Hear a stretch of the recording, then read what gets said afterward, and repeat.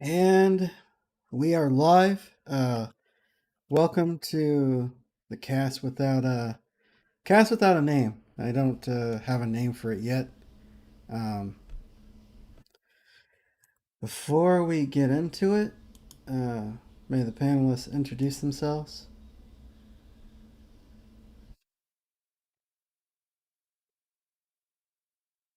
Hello. I'm still here. I'm waiting on someone to go. Oh, Because I don't want to go first. uh, Double A. Would you like to go first?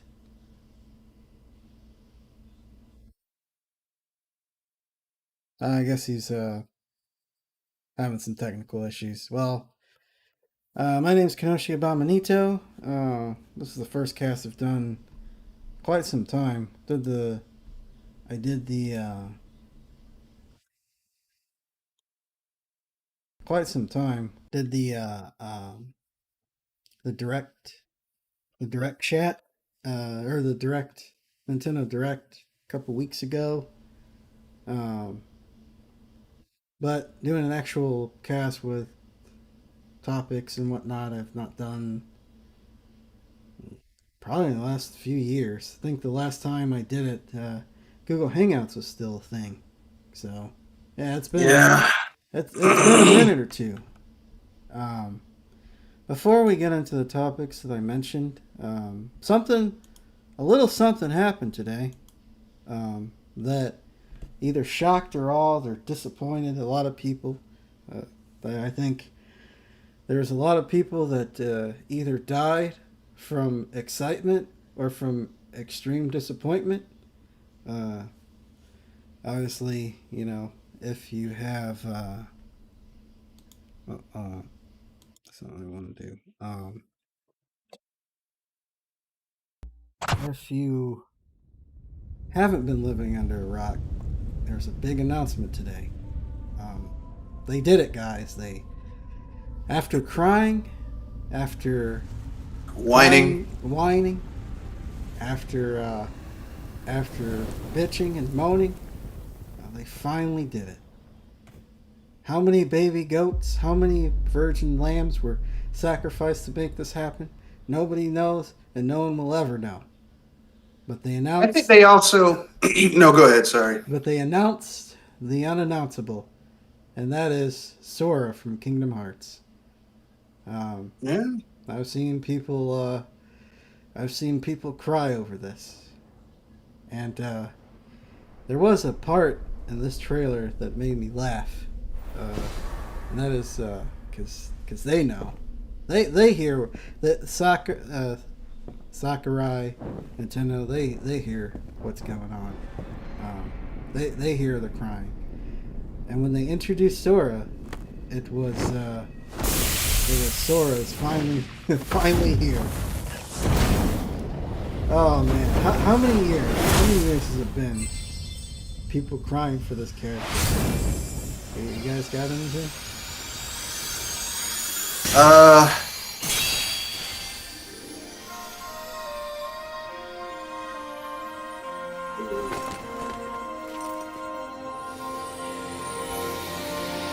Are you? I just don't care. Yeah, yeah. Mr. Red Flags hates this franchise. Hate's a strong word. Maybe when I was younger, I hated Kingdom Hearts. Now it's not. I don't even care about the game. What It's bothers me indifference. are the fans. It's the fans that bother me. Yeah. It's the fans. It's like a football team you hate. It's at a certain point you don't even hate the team. You don't like the fans of the team. Yeah. Same thing. You know. Let's go. It's like, they've been crying for so long for this character to enter Smash, as well as the game. That was another big announcement. Looks like all the games all the big games are coming to the Switch. But there's a catch. Yeah. It's the cloud version. Because Square Yeah. can't be bothered to reverse engineer their own code.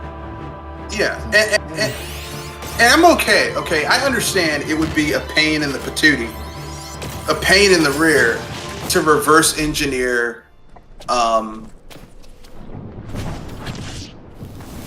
I understand it would be difficult for them to reverse engineer Kingdom Hearts HD, the source code for maybe like the PC version that the high-end PC version that appeared on Epic, or the version they're inevitably going to port over to the PS5 and the Xbox Series X. But this HD version came out. There was a version of the HD version that came out for the PS3 2 gens ago. I know they could port that over to the Switch. And yet, here we are, getting the stream version. Yeah, that's hilarious. Well, yeah, the games are coming, but you have to stream it because we just Yeah. can't keep on. We can't keep on. There's no port of the code. I guess it's cheaper for them to have a server someplace that you access in order to stream it to your device than to actually port it over. I don't know how that works. I don't know how that's cheaper. Yeah, that's where I'm kind of like, okay, how is that cheaper than actually doing a port for the game? Because if you have a port of the game, you can put it on other stuff. Yes, and they have put it on other stuff, if I got it right. Yeah, everything but a Nintendo console until now. Technically, it still isn't on a Nintendo console. You're streaming it. So, you still really don't have that game on a Nintendo console, technically speaking. Yeah.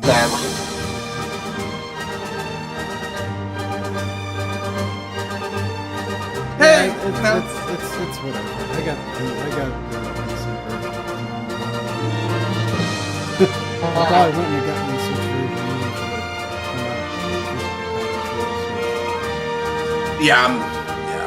I'm not really, like, I'm not a Kingdom Hearts fan because it's just not the type of game that I was really looking forward to when Square Enix announced that they were partnering with Disney to make a game.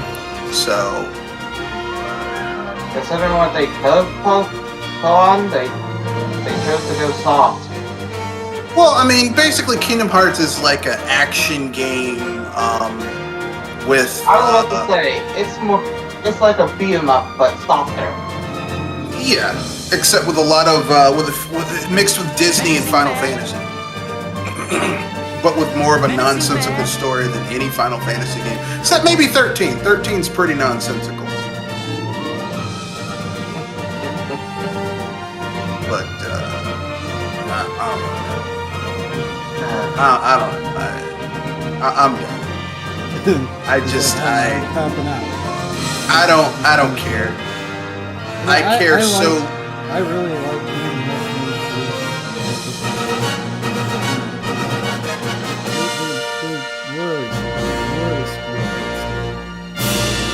Hearts. What story? This really wasn't much of a story, but just they messed it up pretty terribly that they had to create all these iterations. Spin-offs and stories for the stories. As of a few hours ago, earlier today... That's worse than 15. I don't know. I think it's kind of weak. I think it's bad storytelling when you have to create like if you have to create extra content in order for your game to exist. I'm kind of,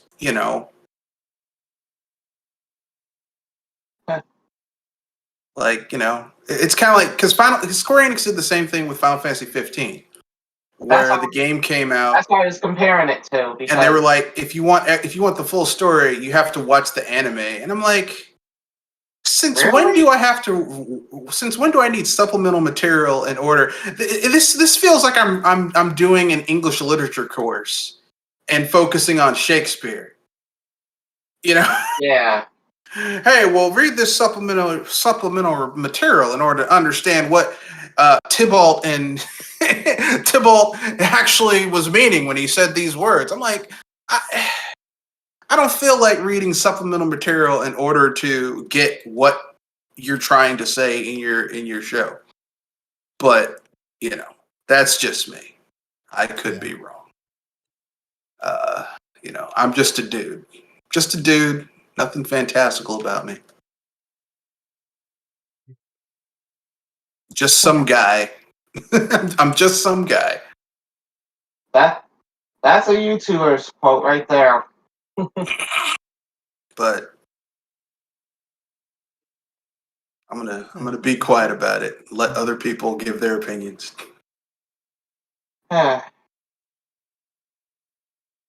So, are we live? We've been live. We're waiting on people to chime in. Just being sure because I usually would hear an introduction at some point.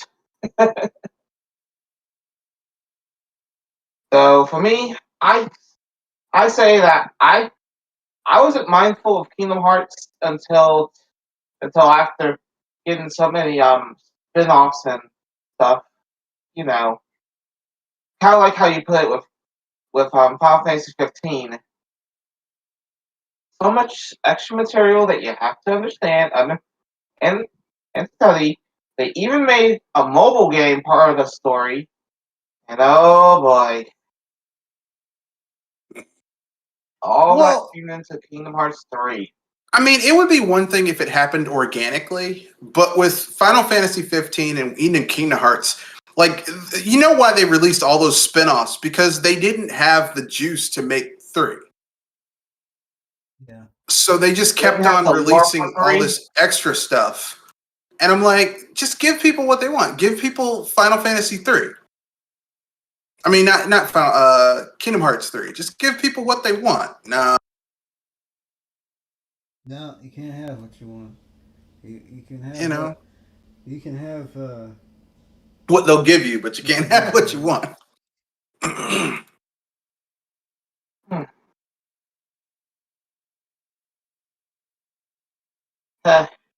So if anything, that knowing the series is coming to the Switch and the way it is, that's going to bring up its own issues. Well, yeah. I mean, you're going to need a really good internet connection in order to I play have a this good internet game. And connection, if you, but still, that doesn't help it at all. when I say really good internet connection, I mean like it's going to have to be like 100 up, 10 down, which is the best they have in America is 100 up, 10 down. Maybe if you go to Canada, you've got something better, but that's the best we have in America, and that's really not that good in the grand scheme of things. But it gets it's the best we have. It's not great. It's the best we have here in America, which is kind of tells you the state of our infrastructure here in America. But um, I mean, you need a really good internet connection. And not, I mean, you can have something that's worse, but it's got to be stable. But how many people have a stable, steady 50 megs, uh, you know, internet connection? Hmm. I mean, who has a stable internet connection like that? Like, I mean, yeah, I know some people do, but like, like basic, something that, you don't have to worry about. It's always going to have its stuff together.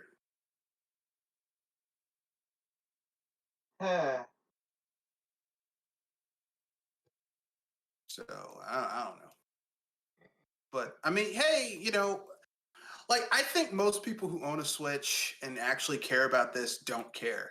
As long as they can play their games, they don't care if they're playing a bad version of these games. They just don't care. yeah, I they're not upset. They don't I at least have more understanding here because if I can't get the full game on download or a cart, then it's probably not worth it.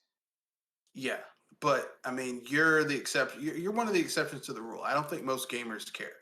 yeah, Because most no, go people ahead, don't Kenoshi. most people do not, most people don't care about, hardware specs, graphics to the point where, they're sitting there watching Digital Foundry videos and counting frames and pixels. You know, most people, if they get to play Kingdom Hearts on their Switch, they're happy to play Kingdom Hearts on their Switch, even if it's the cloud version. That, Wait, Yeah. damn near. There, I don't care about the graphics. I care about the gameplay flow. there are a lot of games out there that even without the cloud, without the game streaming, you still need an internet connection to play it. So Yeah. people are already used to that at this point. Yeah, there are games like that. I mean, if you want to use the Nintendo Virtual Console, you have to not Virtual Console, their online library.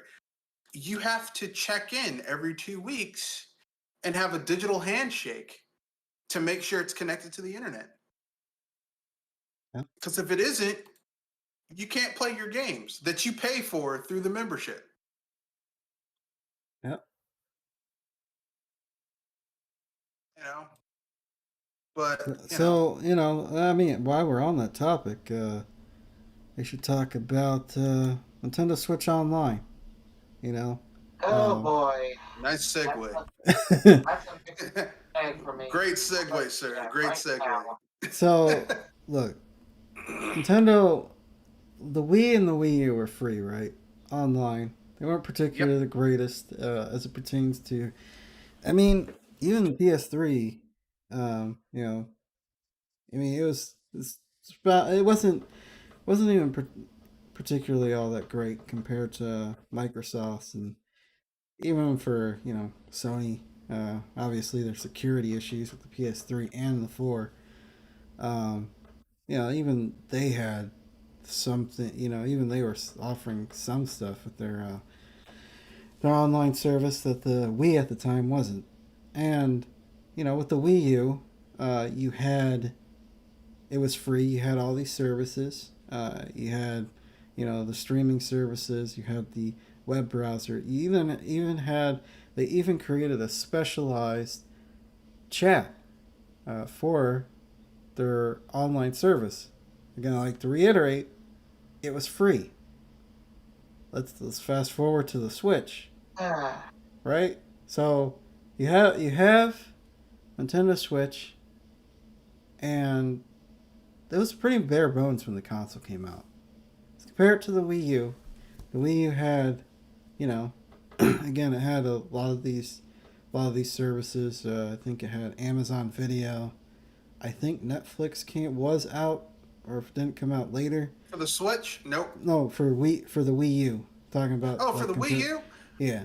Well, I mean, the Wii U was kind of different because you could like a lot of the infrastructure that they had for the Wii carried over to the Wii U. Yeah. So you could use a lot of those same things. So it wasn't like them not having stuff for the Wii U mode didn't really hurt as badly because you could put your Wii U into Wii mode, use the screen, and use a lot of those same that same infrastructure. But so they came out. It wasn't as bad. They came out, and plus it was free. It was free, and they came out with those services relatively quickly. They had a TV, a TV service, Netflix, Amazon Video, and a few other things that I can't recall. And their own specialized social media site. Yeah, they had that within at least the first few months of the console's lifespan. The Switch came out pretty bare bones. They didn't have really any of those features coming out the gate. It's still kind of bare bones. And the Switch is still kind of bare bones. Yeah. Like for example, the shop, the eShop on the Wii U was far more better organized than they still haven't fixed, the GUI for their eShop on the Switch. It's still bare bones. It's still bare bones, still pretty clunky. It's still kind of hard to find what you're looking for. They don't have folders, which is kind of weird. They don't have folders. The Wii U I believe the Wii U had folders. The Wii U and the 3DS 3DS had folders. Had folders where you could literally organize your games into, like these are RPGs, these are adventure games, these are platformers. You can't even do that on the Switch. If you have a huge library of games on the Switch downloaded, you can't organize them. Even if you have a fair bit, like I do, I don't got that many games, download or physical, but still, if you got a decent amount of games, like about 20 or 30 or so, then you're You're probably in basically for time. SOL. Okay, and that is not cool. I don't think. Yeah.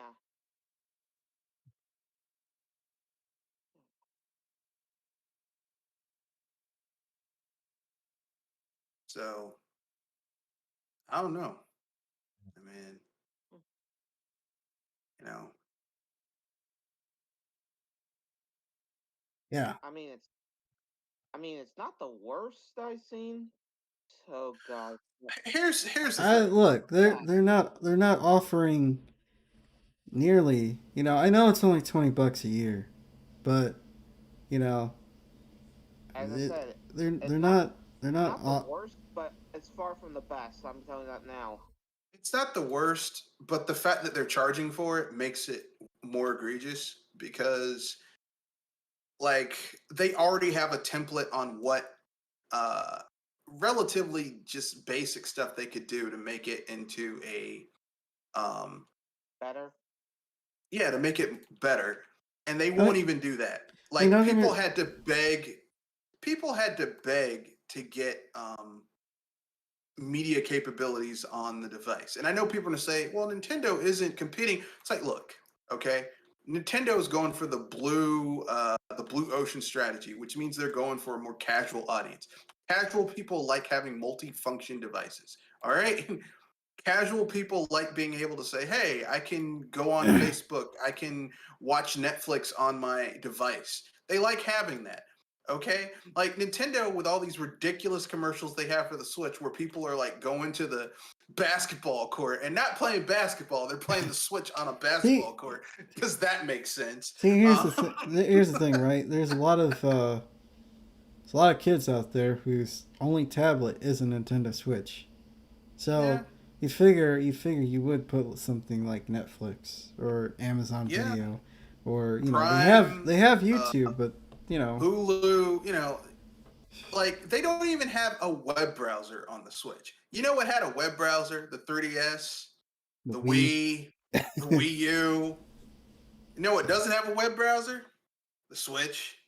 Yeah, and I get paying for their virtual console. Um, I get it, but why pay? Why pay to play games online? Like seriously, like I get, Hmm. that should have been a separate tier. Like, okay, you can play games online for free, but if you want this extra, being able to play virtual console games, here's pay us, a set amount of money a year. Yeah, what you're basically paying for, you're paying with the Wii Virtual Online library. What you're paying for is to play a highly specialized emulator. That's Yeah. all you're doing. You're paying for a highly specialized emulator and some ROMs. And here's the thing, it'd be cool if you had a decent supply of ROMs, but the games they have on the library, most of those it's kind of embarrassing how uh uh yeah, you get the usual suspects, some gems, but a lot of it is just kind of like, really? This is what you're bringing. This. So here's the problem with the virtual console, and again, this segues into the next topic, the VC problem, the virtual console problem, is that why couldn't it been an option to stream to be able to, you know, pay for a service that just lets you play all these games? Why can't we just also buy these games separately and download them to our console? You know? Oh, but that makes sense, dude. Yeah, I mean, Oh, it come makes on. way too much sense. And It's then you don't have to be online all the damn time. You can just I, download what you want and then be offline and play whatever you want. Yeah. Nintendo doesn't want that right now. They want you to use their online so they can charge you for it. Yeah, they need a reason to charge you for the online service. But, again, it gives you it gives you there are some people who would just much rather, buy a couple of games from the service and be able to have those, or or there are people who just rather have an a la carte sort of system where they just be able to play all the games that are available to the service. Yeah, I'm one of them. I would. For me, I'd say if it's not in the shop, I'm not getting it. I would rather buy. I would rather, instead of them doing the online library, I'd rather them say, "Hey, bring back some version of the virtual console. Say, hey, these are N64 games. Buy what you want, play them whenever you want to." And even if they had to charge $10 versus the $5 they charged back in the day for the N64 games, I'd pay it. Because, I mean, being able to play these games that have been optimized to run on more modern hardware, and me not having to drag out my N64, hook it up to a CRT, like having to do all that stuff. I mean, it's great. I mean, to be able to play a bunch of classic games on, like that on the go for a lot of people would have been nice without having to be connected to an internet service the whole time. But can't have nice things, I guess. Well, I mean, I'm going to blame this on the people. Look, this is the people who didn't want to support. It's like Nintendo's punishing everybody because people didn't buy. Because the Wii U was a critical and commercial failure. So everybody, it's like your parents are taking the kids someplace, and then one of the kids messes up, so everybody has to suffer. It's like, why do I have to suffer for other people's mess up? That's where I'm kind of like, why do I have to suffer? Because I was a true fan. I bought the stuff. I defended it. I have more games. I have more games I bought on the Wii and the Wii U than I own for the Switch. I have not bought a lot of games for the Switch. I'm not a true believer on the system. The only games I buy on the Switch are games that are only coming to the Switch, and I know they're only coming to the Switch. If it's not a Switch exclusive, I'm like, I'll wait till it hits PC. Yeah. So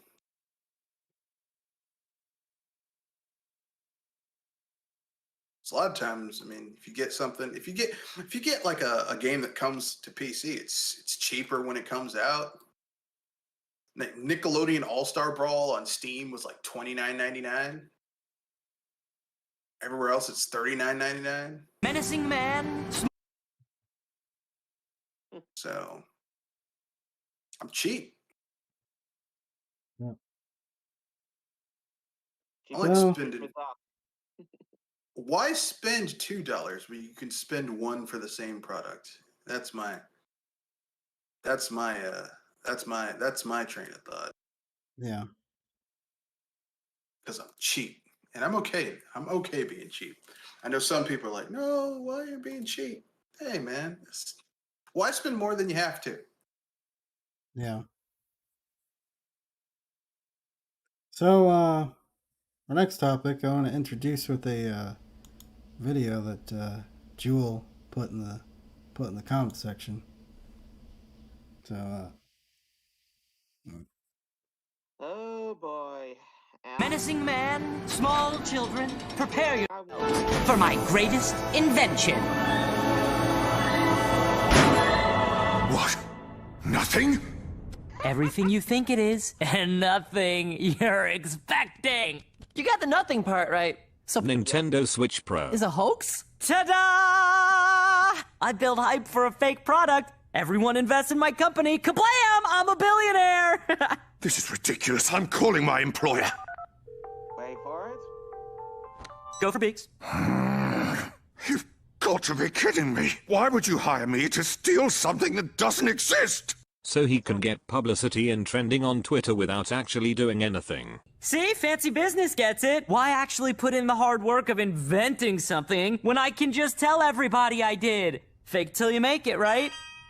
And become a billionaire! Ba-bam! President Biden. And I'm gonna say this right now that I kind of like that video because it expresses my entire feeling about Switch Pro. It should be nothing until further notice. And if you're expecting the Switch Pro to be coming real soon, the OLED says hello. Can I put this? I do think that Nintendo is working on what some people are calling a Switch Pro. I don't think it's going to be the Switch Pro. I think it's going to be their next console. Because the Switch has sold gangbusters, and Nintendo loves running something into the ground if it works. So that's what they do. So why not? I do think because just following normal software cycles. The Switch is what going on to its 5th commercial year at this point.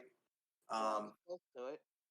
So, And let's keep it real. A lot of games on the Switch that are running natively are running not great, struggling. And and I'm not talking like third-party games, because we all know third-party is kind of hit or miss if they're going to run well on a Nintendo console. First-party games, some first-party games are struggling on the Switch, which lets me know that the system is just not, it's aging out of its capabilities. well, the thing is, right? So, a few days ago there was a Switch 4K Switch rumors started popping up again, as you guys just Why won't they stay down? talk about. Apparently, Bloomberg reported this, and Zynga was the only one out of 11 companies to be mentioned having a developer kit. Why they were? Because Yeah, that they're makes not. no sense. That doesn't make any sense. They're not. Yeah. They don't make console games. They make cheap There's Facebook one games console game and, they're making, and which cell is phone that. games. Well, there's one console game they're making, which is that Star Wars Bounty Hunter, like free for all game. Yeah, it's a free. But it's going to be on consoles as well. So I just don't know. Like, here's the thing. There may be a dev kit that has a higher resolution output, but anyone who knows anything about hardware dev kits knows that a lot of them, they aren't uniform. They're all scrapped together from different pieces, parts, and stuff like that, as long as they reach a certain specification and can be hooked into a PC. So a developer PC, so a workstation. So, how much of that is how much of this is okay, this happened, but the context behind it is not what people think it is? I don't know. I'm not saying it's out of hand as of yet, but something about it doesn't jive as being wholly correct, if you get what I'm saying. Yeah, I definitely agree with you. After the report was, after the report came out, spokesperson for the company came out and denies rumors of the organization receiving a developer's kit. So even if they did, by some weird coincidence or by some whatever reason, let's entertain the idea just for a moment that they received the developer's kit. Do you really think they would risk a lawsuit by Nintendo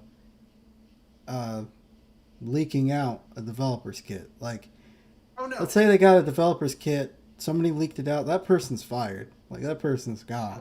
Like, they're not working for Zynga anymore.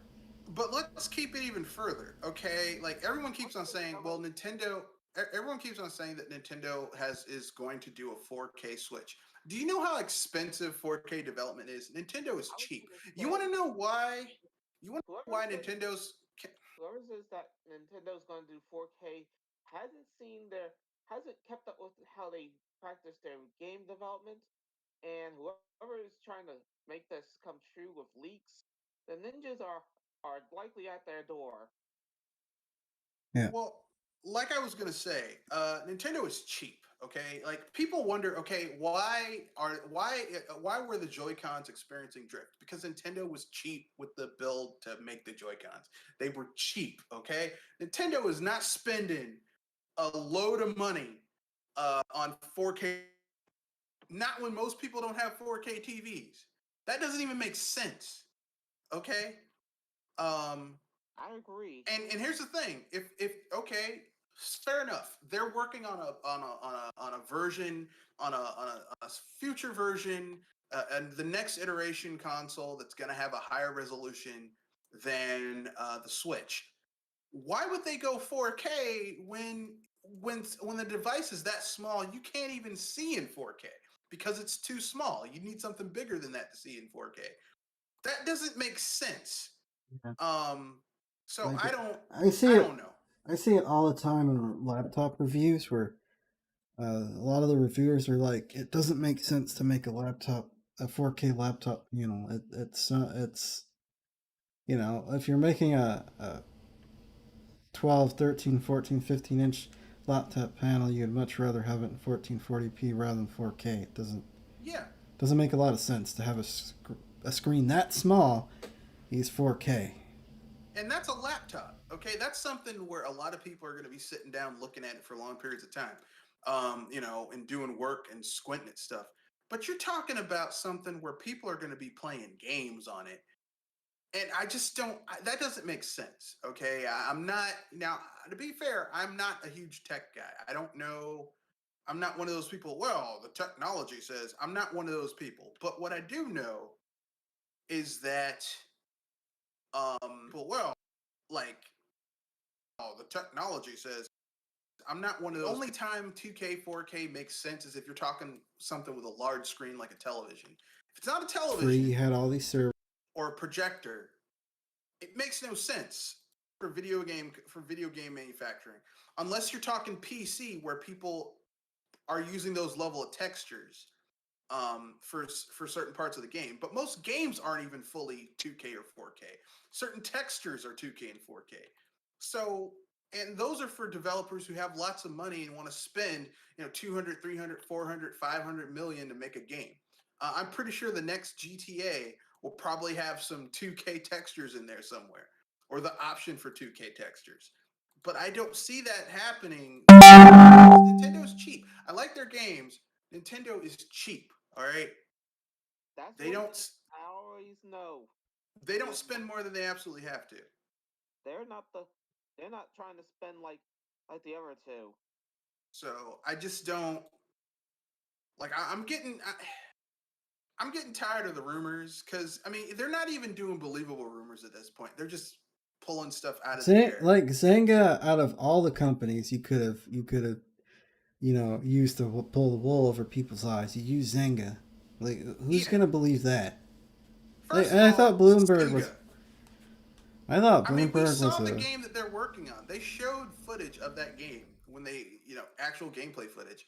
That game is meant to be ported to as much stuff as humanly possible. It's not going to be a graphical tour de force.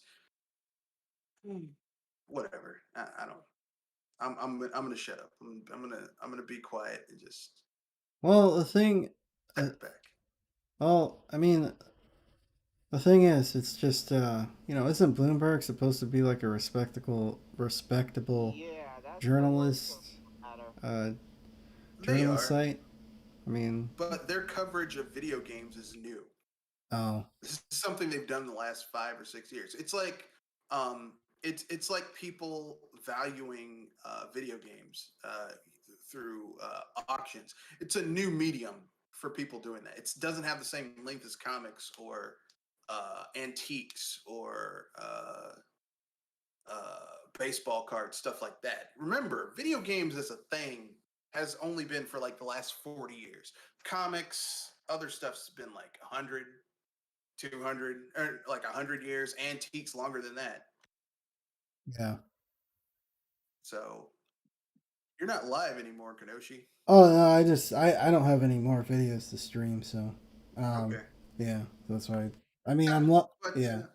but yeah, it's a relatively new thing, and it hasn't been perfected yet. It's like when TV first came out, people really didn't know how to really Enjoy it. rate it. They didn't know how to rate it because it was a new medium. Video games are still kind of a new medium in a lot of ways, especially when as far as they've come. Like remember, like now we have games that are damn near movies. Sadly. And people enjoy those. People enjoy games that are darn near movies. Uh, you couldn't have games like that even 2 gens ago that were basically you were playing a movie because it just the technology wasn't there. Now we're getting there. I don't know what the next generation is going to hold. I will say this much though: the difference between the 9th and 8th generation is like paper thin. Because I don't think there's any games running on any of these 9th gen consoles that couldn't have run on the 8th gen iterations from these console manufacturers. I haven't seen one game where I'm like, yeah, this had to be on this system. It couldn't have been on last gen hardware. Yeah, we haven't seen that for a while. With really any of these consoles. Like, is there really anything on the Switch that couldn't have been done on the Wii U? Like, a lot of these Can't games, think of any. like we can make the argument that some of these games, had the Wii U sold more, probably would have been done on the Wii U. Mario Odyssey probably could have Yeah, been I think done they on the could have Wii done U. that on the Wii U. Yeah. So I mean, it probably might not have been as graphically, but I mean, the thing is, like, there's cool features on the Switch that they don't even use, like HD Rumble. Where's our fishing game? That's gonna be either 2000 never or Like, you've got HD Rumble. Use it for something. yeah. It's like you have these features, you're not using them for anything. You've got basically the Joy Cons are basically like the best Wiimotes of all time. Why don't we have Wii Wii Sports. Sports 3? Yeah. Yeah. Exactly. I mean, and they don't even have to call it Wii Sports because I know people want to move away from that name. Call it something else. But why don't we have games utilizing these features? No. Wii Sports because I know people want to move away from that name. Call it something else. But why don't we have games utilizing these features? I mean, the Switch is the most basic Nintendo console I've seen in a long time. I would put it about as basic as the NES. Wii Sports, because I know people want to move away from that name. Call it something else. But why don't we have games utilizing these? I mean, the Switch is the most basic Nintendo at the head of console I've seen in a long time. Well. Yeah. And I know what some people say. Well, the form factor of the Switch. I mean, you basically have a handheld that you can also play as a console. Yeah, Sega did that with the Nomad. Yeah. And Sony did the same thing with the Vita. So what? That's not really innovative if you have a better version of something that's been done before. I mean, yeah. I mean, the Switch has lasted longer and probably has more games, but it's not. Yeah. Oh, I mean, well, the Nomad could use the entire library. The Nomad had something going for it. The Switch doesn't. The Nomad was backwards compatible with the Sega Genesis. You know what? That's a good point. That's a good point. It And the was. Vita could play games from the PSP and all that other stuff. So I mean, there was some stuff that the old stuff had that the new stuff doesn't have because you cannot use. Well, everybody was laughing at Sony and Microsoft for porting all of their old games to their new games and making a killing off of it. Nintendo said, "Wait, you can do that?" So they did the same thing. It's like, oh, we can resell these games for full price.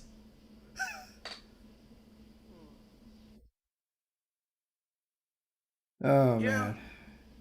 you know, and the thing is that you have fans who were laughing at Sony and Microsoft when they did this, and then when Nintendo does it, it like crickets. Yep. I'm like, Wait, they're doing what? the same thing. If You're it was doing. if it was messed up when Sony and Microsoft were doing it, it should be equally as not darned, but it should be equally as held to a higher standard. Just because you like the company doesn't mean that they can't be called out for doing shady stuff. And that's shady if you're selling someone something that they already own. Again, with minor or even in some of the games Nintendo's ported over to the Switch, it's like you didn't do anything new to this, like nothing new. Yeah. Yeah. Yeah. I mean, it's hilarious, and I bet some of these people are doing unboxing videos too. Oh, I bought Mario Kart. I bought Mario Kart for the Switch. Unboxing. I bought Donkey Kong for the Switch. I have it for the Wii U. I have Mario Kart for the Wii U, the GIMP version of it, as they should have put in the battle system, and they should have put in, you know, all the stuff that they put in the Switch version. But Yeah, you know, and charge you $60. The only thing is that it's cheaper with all the extra stuff they added to get the Switch version than it is to pay for all the season passes they had on the Wii U version. But I mean, it's the principle at this point. It's the principle of the thing. You know, yeah. it's the fact that you would sit there and just kind of disrespect your fan base like that. Because, like I said, for people who bought the Wii U, they are fans. Okay, and you basically said, "Hey, you're our fans. You actually believed in us. F you." Yeah. I I liked how they introduced each one of those new games. It was they introduced them in such a way that it's like didn't even acknowledge the fact that they were being ported to the Wii U. And I mean, I get it, but it's good marketing strategy just so people aren't going like, "Hey, it's cheaper on the Wii U," you know. But Yeah. yeah, the joke was, Nintendo introduces say like Donkey Kong Tropical Freeze or uh, New Super Mario Brothers U, and then joke is, "What's a Wii?" Nintendo's like, "What's a Wii U? We don't know what that is. Well, I We mean, don't the talk sad about thing that is here." that they didn't even add anything to these new versions of these games. They really didn't add a lot of stuff to these games. And I'm like, okay, I understand you wanting to rebrand and all this type of stuff. I get it. I own a business. I understand. But did you have to just basically just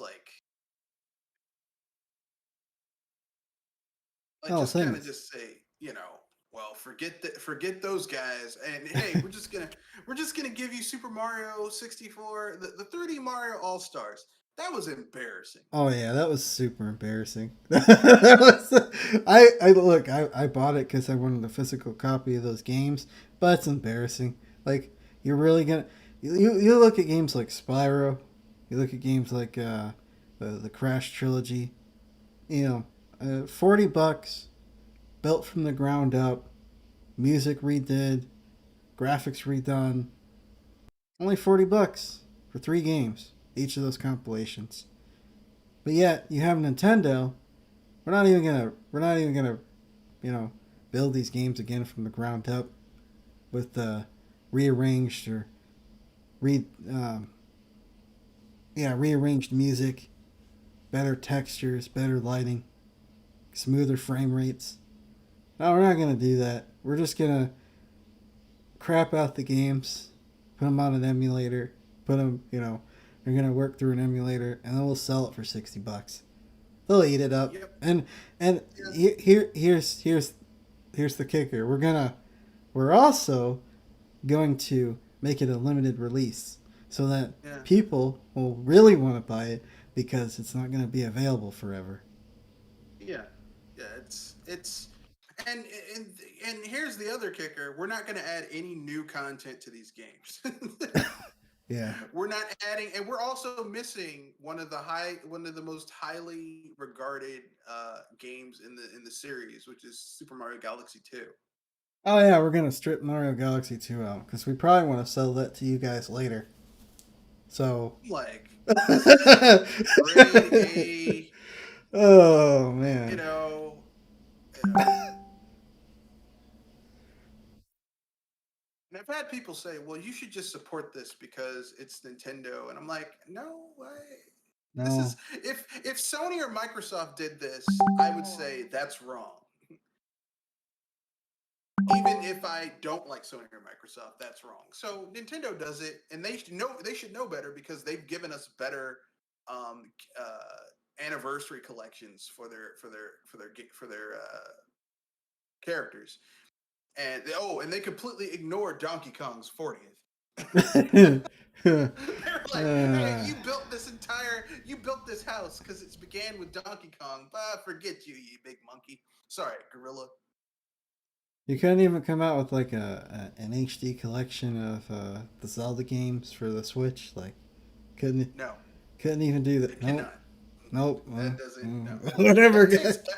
Look, Nintendo's too busy counting their money. Okay, because Oh man. they have no like. Here's the thing. Okay, when you have a fan base who the vast majority of it are casuals who don't care as long as they play their games. The people who are more hardcore, like, is kind of divided. Where some people are like, they might have issues, but Nintendo's making money, so they can't really because they think that if a company makes money, that's okay. But there's some foul companies that make money, and I still would complain about them. Like Amazon makes money, they're still foul. UB ship. What? UB ship. Yeah, Ubisoft, EA. Just because a company makes money doesn't mean they can't do foul stuff to get that money. And EA, I mean, Nintendo's starting to do some stuff where I'm like, that's shady. That's kind of shady. And if like it's a slippery slope, if you start letting this slide, it's just the line is going to get pushed further back, further back. Well, I let this go, so I'll let that go. I'll let this go, and then they're going to be almost the equivalent of a Square Enix or Konami. Yeah. I mean, it's just I mean, that's the problem with a lot of these console manufacturers is they start huffing their own farts, thinking it smells like roses, and Yeah. they get a little too high on their supply. Next Yeah. thing you know, they're up a creek without a paddle next generation because they got too prideful. Sony, Microsoft, and Nintendo all are guilty Yeah. of this. The only thing I can hope is that Nintendo stubs their toe with their next console. Not that it's like a critical commercial failure like the Wii U, but like it kind of struggles in the beginning where they actually don't take their fan base for granted like they did with the Switch. Because that's what they've been doing. They're basically like, we'll put out any garbage and you people will eat it up. We're Nintendo. At least that's what it feels like with their actions to me. Because like a lot of their it's like they don't. I mean, basically, the way the Switch has felt for the last 2 years felt like how the Wii U felt during the last 2-3 years of its life cycle, where Nintendo just did not care. They're like, we're too busy counting our money. Yeah, it's like that with the Wii and the DS because they were sitting pretty on the Wii and DS. Like they were the kings of the they were the kings. They were the king of the hill. Think about the There's game. not a lot of there's no high quality first party games coming out to the Wii. I would say something, but I can't hear you over the sound of all this me counting all this money. Yeah, it wasn't until near the end we started seeing relatively high quality games of the Wii because I remember that generation. There were a lot of fans that just felt abandoned because they were focusing more on party games. It's just kind of like, A lot of I mean, shovelware. yeah, a lot of shovelware, a lot of party games. I mean, ain't nothing wrong with having party games. I don't like them, but there are people that like party games.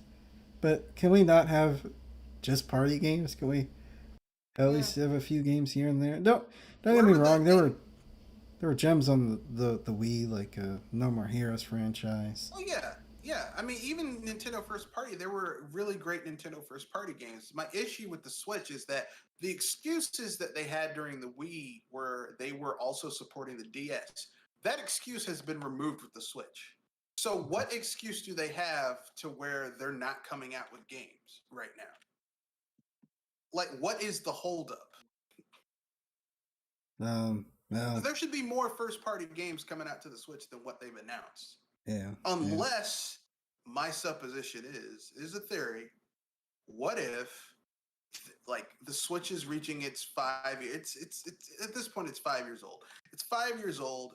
They already know that the Switch is struggling to run some first party games, and they're already getting ready to do a double port of these games running poorly on the Switch, and then on the Switch's successor, it's going to run a little bit better. Oh yeah, That's what I Breath of the think. Wild 2 probably gonna be on the next console Yeah, and the Switch, yeah, because that that game looked, because some of the stuff being able to, now they have to worry about the sky. It's a whole yeah. different I mean, layer that they have to worry about. I As just pertains to remember Breath that of the game Wild 2. crashing on me like three, and I've never had a first party Nintendo game crash on me until I played Breath of the Wild on the Switch. If you have to go on, if there's also an underwater layer too, that's another layer. A Yeah, whole other set of variables you have to worry about. yeah, Yeah, yeah. There's like we'll games see. Nintendo has announced, and I'm like, I don't want this on the Switch because I don't want the game to have to be like handicaps so you could get it to run on the Switch. Like, I don't want to play a Metroid Prime that's been heavily uh, uh, hampered so that it could run on the Switch. Like, I don't want to do that. Yeah. I want a Metroid Prime that's going to blow my mind and I can get lost in, and there's a lot of stuff going on, different creatures. Like, we don't have the issue that we had in previous games where it's a lot of reskins of enemies you've already seen with like a slight difference. Like I want it to be like, wow, look at all this cool stuff. I mean, I don't think we're going to get that if it's on the Switch. Yeah. Like, I don't want games to have to suffer because they had to get them to run on hardware that was struggling to run it. And we know that they're first party games that struggle to run games on the Switch. This is not me being biased. This is me playing these games and being like, man, this game's struggling to load this area. And optimization. I know that's something that's a conversation we had last generation with the Wii U. Like, obviously, sure, optimization, that's great, but optimization can only go so far for, you know, certain games. You can optimization isn't a bad thing, but optimization really works when you have something to optimize with. Like, Yeah. if you give someone if you give someone a tablet, they are not going to be able to optimize that much on a tablet because a tablet just doesn't, or a Chromebook. I mean, how much can you optimize something to run on a Chromebook to where it's going to run well? You know what I mean? I mean, can you optimize Doom It's Eternal fine, to but still run on only an so much. Can you optimize Doom Eternal to run on an iPad, say an iPad Pro, You without making could, any but why? sacrifices? Yeah, Without making why? any sort of texture or visual sacrifices? Yeah, Probably it's like not. people. It's like people who I remember when I was in high school, like AP Physics and AP Chem, and the kids who would sit in the back and friggin' play like Game Boy games on their graphing calculators, and I'm like, why? Like, at a certain point, you're optimizing it so much, and you're basically stripping out things to get it to run. It's like you're playing such a downgraded version of the game. What's the point? Yeah, yeah. One would be Pride, but I don't think Nintendo's going that way. No, they're too busy counting their money. Very funny. I'm not being funny. Look, the Switch has made a lot of money. The Switch hasn't been as profitable as if Nintendo had a home console and a handheld. Because Already giving me a headache. Thank you very much for reminding me. well, it's just not as profitable because um, that's four revenue streams versus two, because you have the hardware and you have the software, and that's a lot of money plus the services that they're providing. The Switch has one service. The Switch is the handheld and the home console. And I know Nintendo tried to get around that. Well, we have the Switch Lite, but I mean, come on, man. Much as I hate some people saying that is a handheld, I I consider a console. Most people would treat it like a handheld, and it bugs me to no end.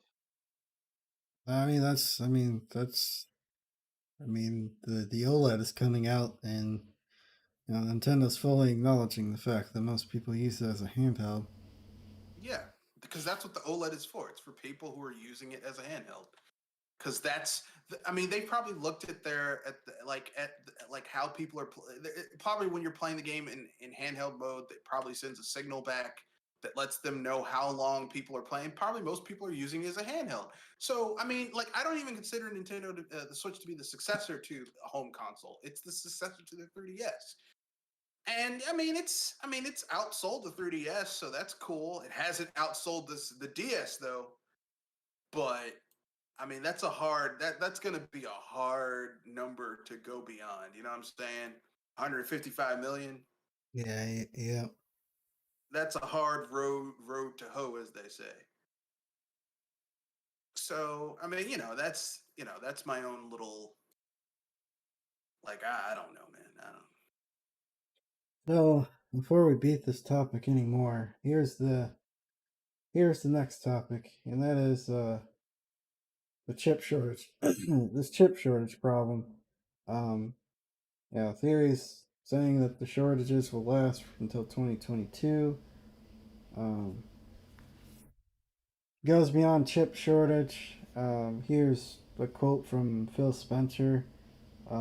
I think it's probably too isolated to talk about as just a chip problem, says Spencer. When I think about what does it mean to get the parts necessary to build a console today, and then get it to the market where the demand is at. There are multiple kind of pinch points in that process, and I think regularly it's going to be with us for months and months.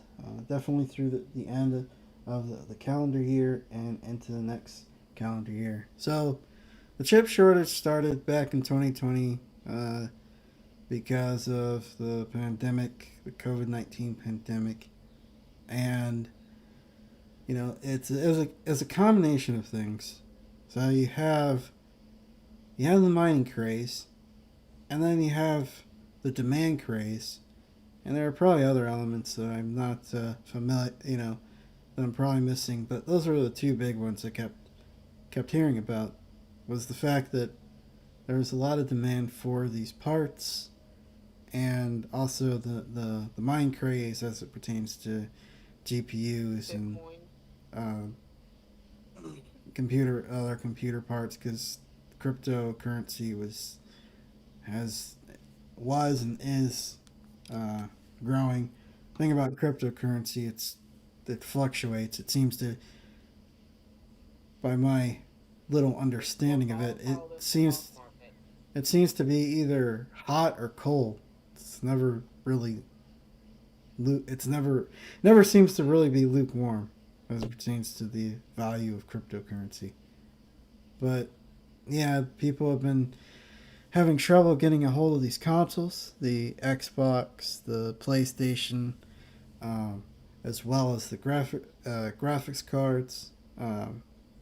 Play People have been scalping these consoles. These Those various products and selling them for 2 to 3 to 4 times the amount that they're those worth. evil people. Yeah, yeah. Um, so yeah, and it's probably gonna last up to probably about this time 2022. So I hope you have a lot of games to play on your old systems. If you don't have a console or a new PC, people are upset right now because they can't finish their builds because the graphics cards are just So out of freaking high. control. So yeah, Well, I mean, if we could get that, the rent is too high, guy. It's You could get, just to paraphrase, the component prices are too high. oh yeah, yeah, Too high. It's And I think it just boils down to demand because I mean, like you're seeing chip shortages with cars. Like if you want to get a new high tech car where they have to have a chip uh, for the motherboard inside of your, modern high tech vehicle. Good luck. Yeah, Like, that price is and gonna fly through the roof. well, I mean, it boils down to demand and people not wanting to pay those people because like this could have been fixed if in 2018 they had been adding more lines and hiring more people to make the stuff but that would have flooded the market and driven the price down and they weren't going to do that. So instead they were going to just make just enough to meet demand, or a little bit below demand so that the prices could go up and they could make more money. But it kind of bit them in the butt because the pandemic happened and people were like, "I'll build a PC," and everything now has a chip in it. So Well, the thing is, right? So a lot of people just had, either a MacBook from like 2012 or just a $300 laptop that's like 5 year, 4 or 5 years old, and they need to use computers a lot more because they couldn't go out and those computers weren't doing it. So, in a mad rush, people either bought, these very, high end laptops or built their own computer. And then, if you were the late bird, you just couldn't get the worm, and or you had to pay a pretty penny for the worm. So yeah, that's essentially what happened. yeah, you know.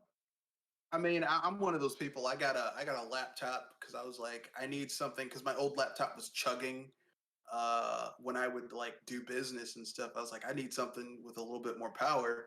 And I was lucky I got mine before the chip shortage really crunched in.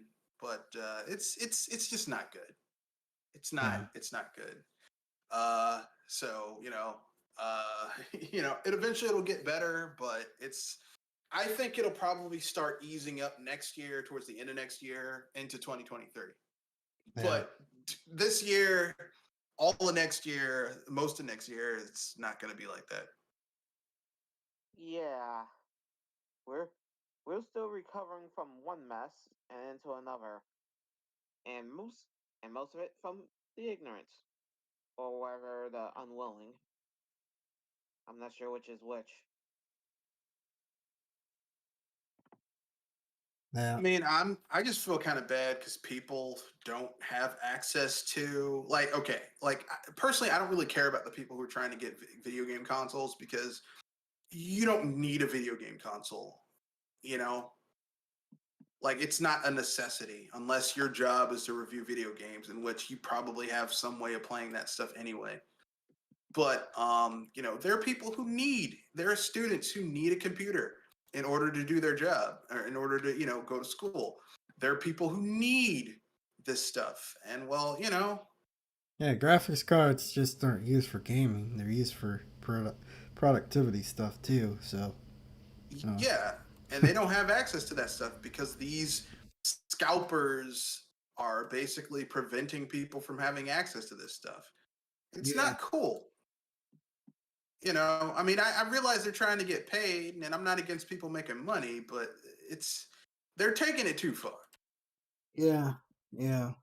Um, it's like I don't, scalpers have always been around, and not sure how they're going to mitigate it if something like this happens again, but something has to be done Gonna because have to you're give. gonna risk you're gonna risk customers losing faith in or you're gonna risk customer loyalty like Nvidia, AMD, Nvidia especially doing all these weird things like you hear rumors of they're gonna release a 3070 Super, 3090 Ti. It's like why can't you get the cards out that you're selling right now? Why can't you produce more of those rather than trying to do all this weird nonsense like we might re-release the 2060 with 12 gigs of VRAM.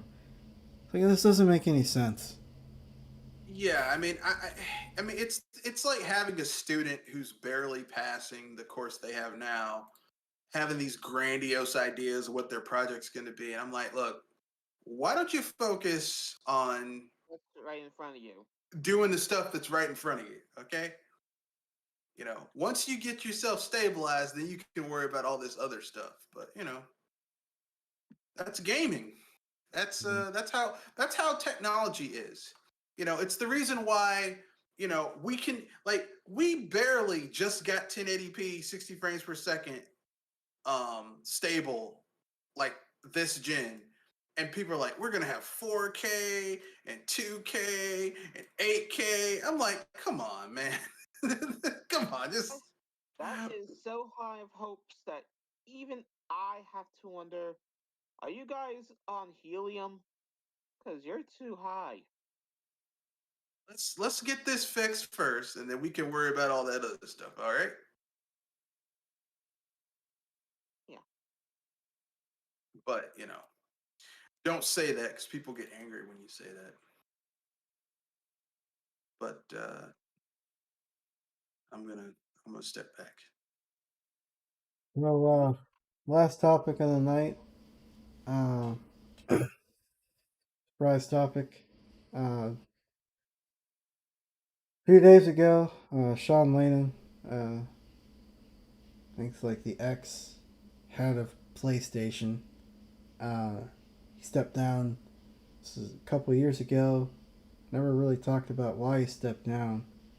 Um, some some believe that that there was a power struggle between uh, him and Jim Ryan, but he came out and said why he left the company, and what he says I thought was quite interesting. Here's a quote. Game development seems to double in cost every platform. Lane said, nothing that his budgets for certain big PlayStation 4 titles each hit 100 million. If we can't stop the cost curve from going up, all we can do is try to de-risk it. That puts it in a place where you're incentivized towards sequels. He predicted that the PS5 games will cost 200 million to make, and that prices will continue to grow exponentially from there on out. Um, I believe it. and the second quote is the result of these high budgets and an endless cavalcade of stale annual releases and ubiquitous series like Call of Duty and Madden. At the same time, every publisher is chasing the latest billion-dollar trend, from Candy Crush to Fortnite to Roblox. What happens there is you end up with 3 or 4 silos of games or game types that continue to exist, and variety is squeezed out. Layden said his former company reflects that strategy as well, with a focus on yeah, they started a new company that's focusing on different ways of how you interact with games. Uh, but in any case, that's not the point. The point is that he talks about the ballooning cost of video games and the fact that these companies are relying on free to play model and the free to play model and annual sequels to keep making money because they can't rely on just making a game to sustain them. So basically, saying what we've been saying for years is that the AAA market is unsustainable. Yeah, makes sense. So I mean, I'm not gonna curse, but it's like that old saying, "No S, Sherlock." yeah, yeah. I mean, it's baffling to me that it's taken them this long. Like, how long has it been? Seventh gen is when this started, or did it start before then? I No, seventh remember. gen is when it started. Yeah, seventh Seventh gen. gen, when they went HD, and everyone's like, we need, because remember, the jump from sixth to seventh gen wasn't this huge monumental jump like we had from fifth to sixth, so or fourth to fifth. So, like, how are you going to differentiate your game as being next gen? By having really good graphics, and how are you going to do that? By making it pretty, and that's expensive, Yeah, you yeah, know. And so, and with each generation where the leap between what we had before is lesser and lesser, you have to spend even more money to make your game look next gen. um I mean, we just said last topic that there are no games running on any of these ninth gen consoles where I'm like, yeah, this couldn't have been done last gen. I mean, the you thing know is, right? There are some people who argue that the video game crash already happened.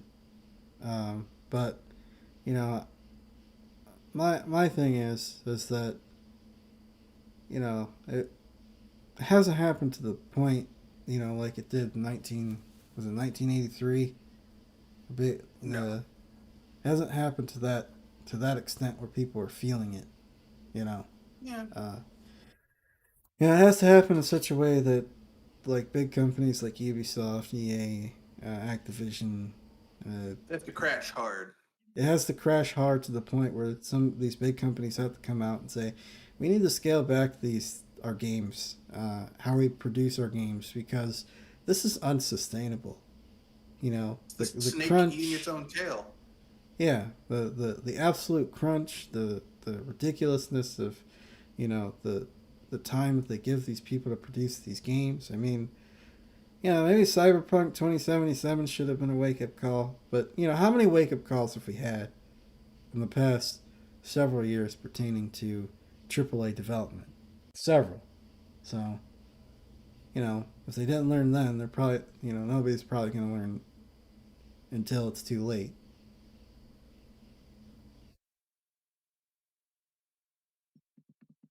Wouldn't be surprised. Yeah, it's just unsustainable. That's all I'm saying. It's this constant prettier graphics, and they don't add anything new, and sequel-itis. I mean, how many Call of Duties can we get where you're fighting Nazis? How Yeah. many Battlefields can we get that are functionally the same game we've played before, just with a different skin? By Yeah. their idea, at least nearly three per generation.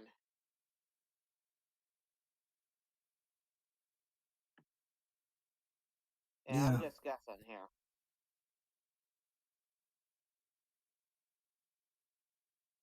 Yeah, it is.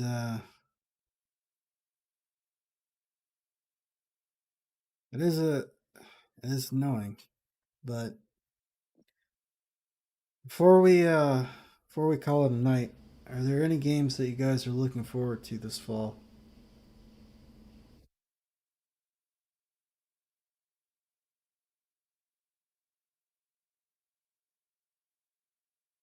You repeat that?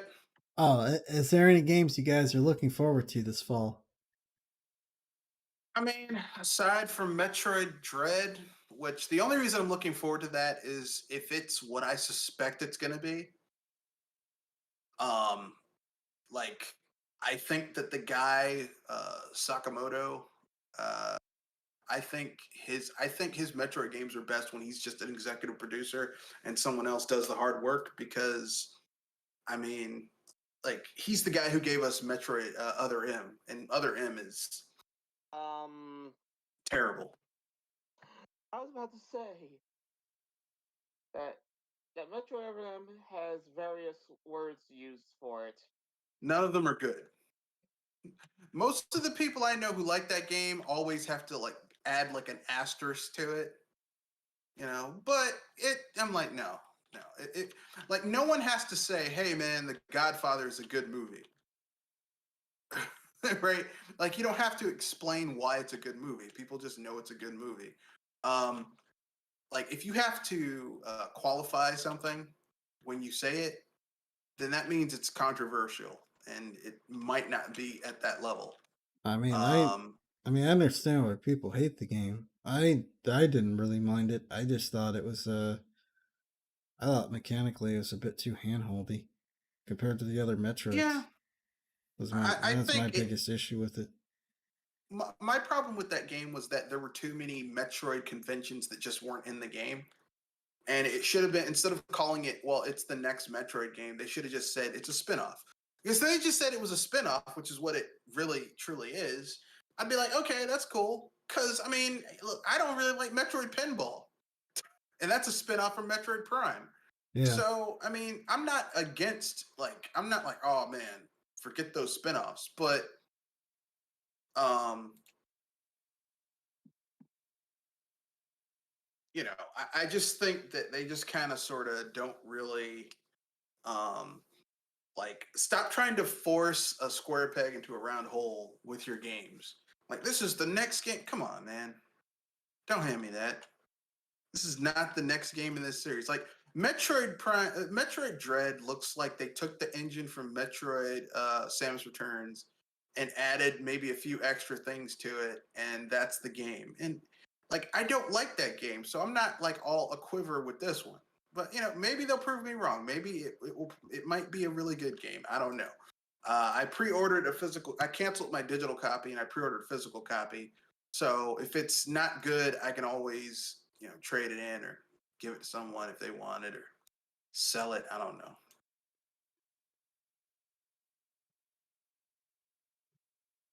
Wouldn't be surprised if you. Well, I mean, I want to like. Here's the thing. I don't want to say the game is terrible, having not played it. I do want to continue the 2D Metroid storylines and all that type of stuff. But this game already has two strikes against it. Sakamoto is in charge of it, and his output, the last few Metroid games he's made, I was like not impressed with. And Mercury Steam is working on this, and Mercury Steam has a miss record for me. Most of their games are misses. Here's a list of games that are coming out, this fall. Far Cry 6, which, you play one Far Cry, you've played them all. Yeah. Crisis Remastered Trilogy, Riders Republic, Marvel Guardians of the Galaxy. Didn't know that was coming out so soon. Call of Duty Vanguard, uh, Sherlock Holmes, Battlefield 2042, and Nintendo games that are coming out.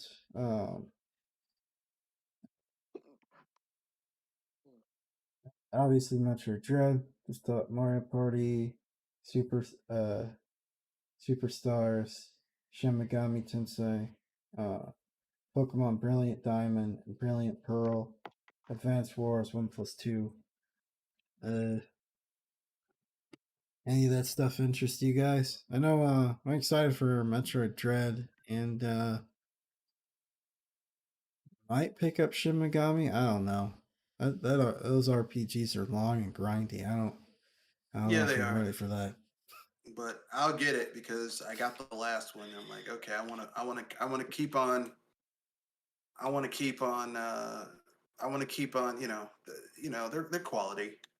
Yeah, I knew that. Atlas hasn't released a terrible RPG in a long time. Yeah, So, yeah. Joel, you got anything? Is there any game you're excited for? I'm with you guys on Metroid, on I was trying to get that right, Shin Megami Tensei, and I think one more. I'm trying to think about it real quick because I know because I'm actually looking through some of the stuff right now to try to see if I can find it.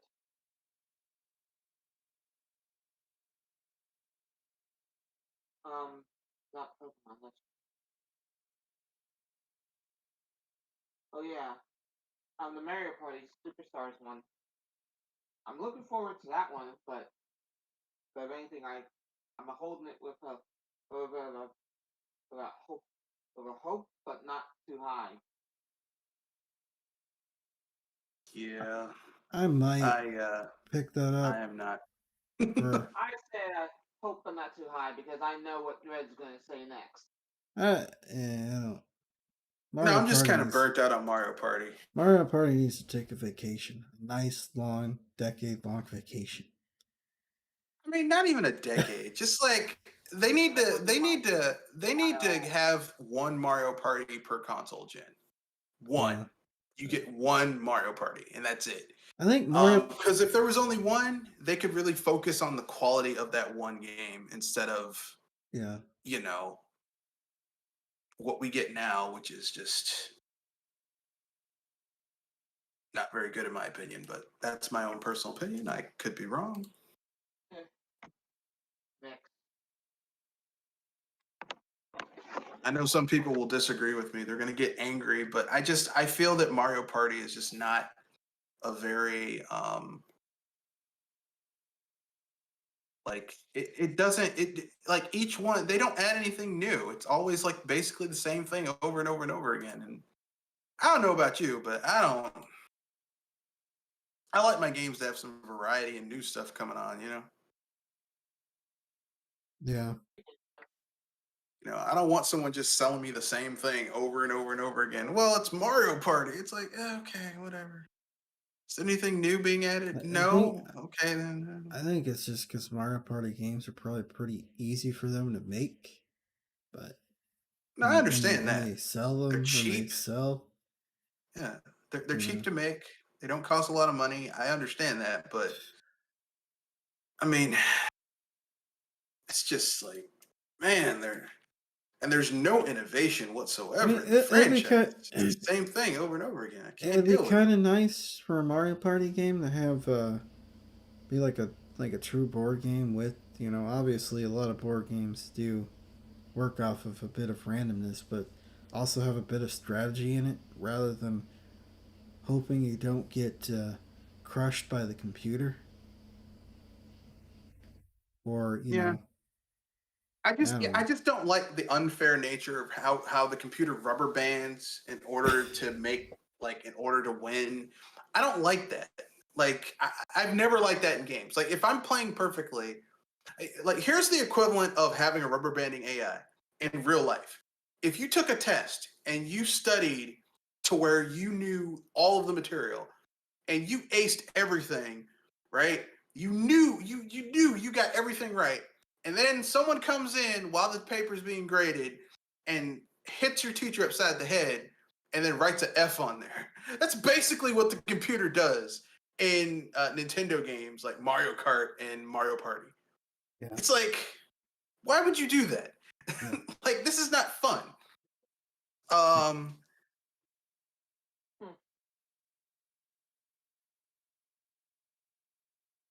so that's where I'm kind of like, at this point, I'm just like, I'm beyond caring about, those types of games with the rubber banding AI that cheats in order to make it feel quote unquote competitive. Yeah. Well, guys, gone for about an hour and a half. Is there anything else you'd like to bring up before we call it a night? Oh man, your cast. All Play right. us out, Sam. All right. Well, thank you guys for joining the cast, and give your sign offs before we call it a night.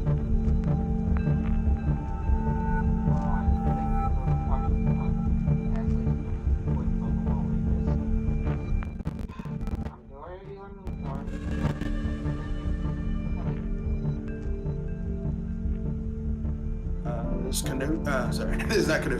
This is Mr. Red Fox.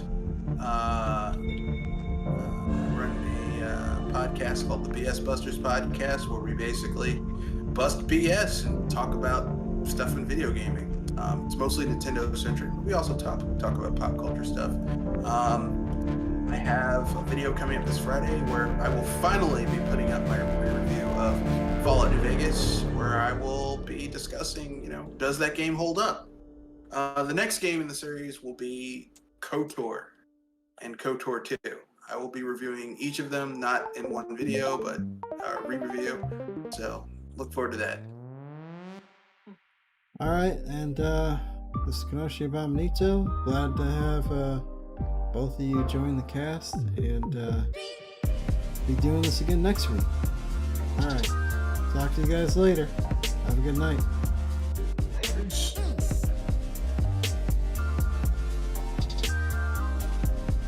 You off here?